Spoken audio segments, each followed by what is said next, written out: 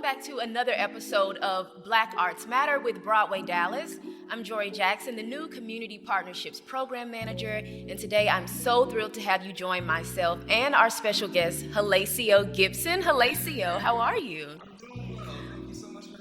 Thank you. Thank you so much for being here. It's so good to see you after a few years, pre-pandemic. Go ahead and just tell us a little bit about you, who you are, and what you do in your artistry.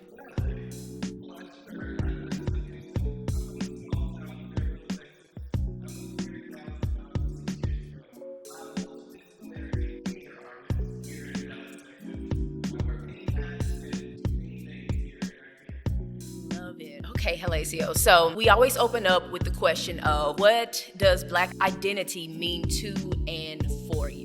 Black identity means to me representing our culture in a positive light. For so long, our identity has been determined for us, and in not so positive light, it's been more so in negative light. We're seen as a threat. We're seen as untrustworthy. We're seen as not enough. And I want to be a representation that our Black identity means that we are enough. We are important. We are educated. We can further ourselves. We don't need the help of the others, as we should say. We can do this on our own. Black identity stands for Black power to me. It's showing that we have that. I love that. And as far as your Black identity and your experiences in creative spaces, what has that looked like? Do you feel like you've had room to express yourself fully in your Black identity, or do you feel like not so much? There's been times where I've worked in certain theaters and I feel like I have to present myself a certain way. I have to basically whitewash myself in order to fit into that theater and what they represent. And then there's been situations where I've worked with the most brilliant theater companies here in Dallas, where all they stand for is diversity. All they stand for is representing cultures in the way they should be represented. I mean, it's just a juxtaposition. There's something here in Dallas where there are many theaters that represent Black identity, Black power, that respect what we do as Black artists. And then there's some theaters that still do not see. They're blind to them. And that's where I feel there's a fence in between the theater companies here in Dallas. You're either a diverse theater company that's supported by the diverse community, or you're not a diverse theater company supported by the not so diverse community. That's really what I feel. If you could elaborate on what that looks like on this side of the fence versus that side of the fence, like how do people make you feel? Let's just go to the ticket prices for certain shows where there's diverse theater companies. Ticket prices are going to be more affordable. And if not affordable, they're going to have a pay what you can night, a family night, a night where the community may not be able to pay for a theater show or may not be able to have that extra expense and actually go and enjoy some culture, enjoy arts, and something different than what you see on the television. On the other side, we see the theaters that are charging $25 to $40 a ticket for a show. That's a lot of extra money coming out of the pockets of people who are making $10 to $15 an hour. They can't provide that extra expense. They can't just pick that up to see a show. So most of the time, they miss those not so diverse shows, which is okay with those theater companies because it's an overall look that they're trying to achieve. And if the right people with the right money show up to their theater shows, that's all that matters to them. And it's interesting that you say that because for a lot of people, $20 is like, yeah, but it's also like it's only $20. You have some people, they think there's $20 is almost unthinkable. That's a lot of people's grocery run. So so that kind of goes into my next question of what do you think can be done to kind of change that? So it does sound like you are, an advocate for giving all people access to the theater. There are many ways to change that. First off, let's make the prices fair. Let's make the prices fair to see what the other theaters are doing.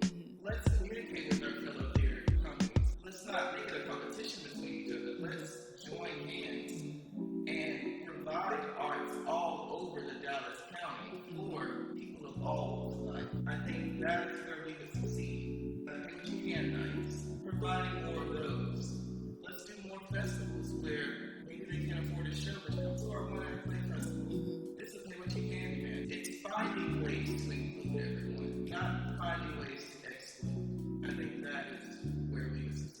I know you work on the tech side, you work on stage, you're multifaceted. So in your areas where you've been able to work creatively, how have you felt as a Black artist in these spaces, like versus where you can be more expressive and versus where you have to kind of... Where I can be more expressive, it is so free. That is the word I'm choosing. It is so free to be a Black artist, proudly Black, proudly able to express myself, my thoughts, my beliefs, my culture, and put those into works of art. For many theaters, I find that to be one of the most moving and touching things that someone would accept my opinion for their production. I find that to be the most honoring and humbling thing that I've ever experienced in my life. Yeah. It really is. On the other hand, the ones that I feel there's an hindrance where I can't be myself, where I have to put these walls up, where I have to be a certain image to pass. Presenting that certain image, I'm always thinking about being that image. I'm always thinking about that, so I can never freely live in the space that I'm in. So it doesn't feel free. It feels like I have to go to a job. I'm going to another job. I get out of work to go to a job. But when I go to the open companies that are welcoming and want diversity into their company, it's like I'm leaving work and going to do something that I love. It doesn't feel like work. The hours fly by and go, and it's like I can't wait to show up again the next day. That's the big difference. And that's what I want all of my other artists of color, different ethnicities. I want them to feel like when they step into any of these theater companies that they are welcome, that their opinion matters. And I love how you use the word freeing, because I know that you have experience in devised work. And devised work where people of color are at the root of that is always, it's pretty miraculous. I could go on and on about that. But as far as like your artistry, what do you want your artistry to look like in years to come, even aside from like the establishments? You as Gelacio, whatever corner of the world you touch, what do you want your artistry to look like years to come? Impact, influence, or how it makes people feel? My artistry from here moving forward will only display love, will display inclusion. My artistry will display community. When they see me perform, when they see me on stage, in film, in a photo, hear me in audio, they know that I'm representing not only myself, I'm representing the community and our ancestors and what they have done for us in the past. That's what I want my artistry to represent from today moving forward. What do you think is needed for your artistry to evolve? I need to always be aware of what I want to accomplish. I need to always keep that in mind when I am about to perform or when I'm deciding to work with other people. I want to keep that in mind, that I want to include. I want to always show love. I want to be about the community. If I keep that conscious and I share that with others, then they're keeping it conscious. So that's not only my mind being aware of it, it's also making everyone around me aware of it. So now we are becoming that diverse theater community that we want to be. It's just going to take some time. Basically, what I got from that is ecosystem and just working together to evolve. Yeah. And going back to what you were saying earlier, I'm sure that depending on where you want your artistry to go, that will include maybe turning down work that doesn't align with... It's already starting to happen. Work that doesn't align with I would say my motto, my way of life, the way I want to walk in life. If it doesn't align with it, I have to respectfully decline. They will have to respectfully understand. I will work with you if your vision aligns with my vision. If it doesn't, I wish you the best. But I will have to respectfully decline. My work has to represent something, and it first represents me and my existence. If it doesn't align, I have to decline. I love that. So look, If it doesn't align, I have to decline. I love the way you put that, and it's so simple too. Let's kind of get into mental health. What do you do to feel safe and at ease in your Black body? And that could be in a creative space where you may not always feel as comfortable, or even in just your everyday life with family or friends or whatever that looks like. What is something that you do to tap in to make sure you're okay? Please. I have conversations with myself. I know it sounds wacky out of this world, but I would literally sit there before a show, before I have to stage shift the show, before I have to lead others, anything that it might be. I stop, I ground myself in a quiet place, and I check in. You got this. You know you're alright. Leave whatever you're worrying about outside. Only focus on this moment right now and live in that moment. I shake off all the negativity. I inhale all the positivity I can, and I go for it. I go for it. And I go hard for it too. I love that you said just staying grounded, because in this work, we give so much of ourselves to our castmates and our crew and the audience, and that's so important. But we can't do that unless we're tapped in and grounded to make sure we're okay. You will end up giving everything. Mm-hmm. Then what's the point? What did you come out for? What did you get up there for? So it's important to make sure you're good taking care of yourself so that you can have the right effect on everybody else. Yeah. And pursue the thing that you were wanting to pursue. When you got up there on that stage and you got up there to perform. How long have you kind of tapped into that? Is that something recent, maybe with COVID, or has it been before? It's honestly, during that COVID break, when everyone was quarantined, it made me think. It made me think a lot. Before that, I was living everywhere. Like, in theater work, accepted. Because you never know, this woman I'm asking again. I've learned that that's okay if they never ask me again, because you couldn't take that the first time or the second time. It's okay. But during that quarantine time, it really helped me to realize that your mental health is important. You cannot take on every job that comes your way. And also, another of the vision that you set out when you became an artist.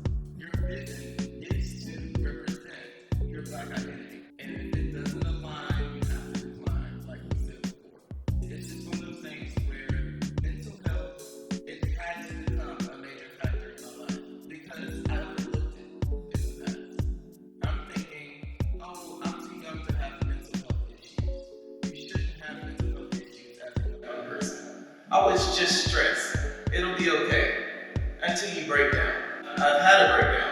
It makes me really understand that mental health is real and it's important. And if you are feeling some type of way upstairs, get the help you need. And that is a true statement. If you are feeling some type of way in your mind that doesn't align with your life and how you should feel, you need to get the proper treatment and proper help. So going back to what you were saying about taking multiple roles pre-pandemic, I would like to think now and moving forward, when artists of color are turning down roles that don't align with them, I'm hoping that these companies are taking heed to that. It's just to let this random show before they just post this random call and, say everybody's invited. And it's like, hey, did you really be here? Or Yes, did you want me to fill this position? Yeah. Or you just put it on the casting or the notice just to, say things. Just to say that, hey, we are diverse. Yeah, so There's a difference in being diverse and saying we are diverse. So now we're gonna get into just a fun speed round, just a random question. So I'm just gonna go straight into it. You're on an island, probably forever. Okay. And you can only take one album with you. So maybe just happens to be a record player on the album. There's only one album that you can take and listen to on this island forever. So what album is it? Fantasy by Mariah Carey. Wait, is that the one with It's got Dream Lover and Voice of Men? that one's in there. Oh, that's my favorite one. That's my favorite Yes, I love that one. one. Weird talent that you have. I can whistle very well.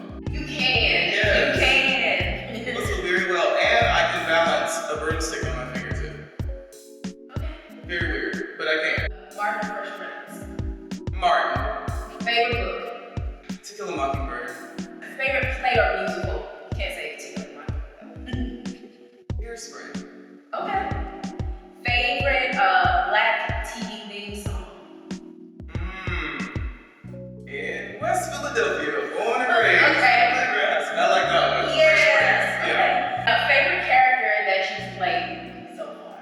My favorite character would have to be Templeton in Charlottesville. Okay. I was Templeton the Rat, and that was the funnest character I've ever played. Absolutely. When did you do that? I did it in college. It was 2014. Okay. We did a summer festival of plays, and oh my goodness, that was the best time I've ever had on stage. Last question. What advice would you give to your younger self? Now that one is real. I would say, young Gelacio, never give up. Always look forward. Never look back. Always spread love. Share compassion, understanding. Love yourself. And always adventure. And never forget to have fun. That's what I would tell myself. I love it. And on that note, thank you so much, Gelacio, for joining us today. And we will see you next time on the next episode of Black Arts Matter.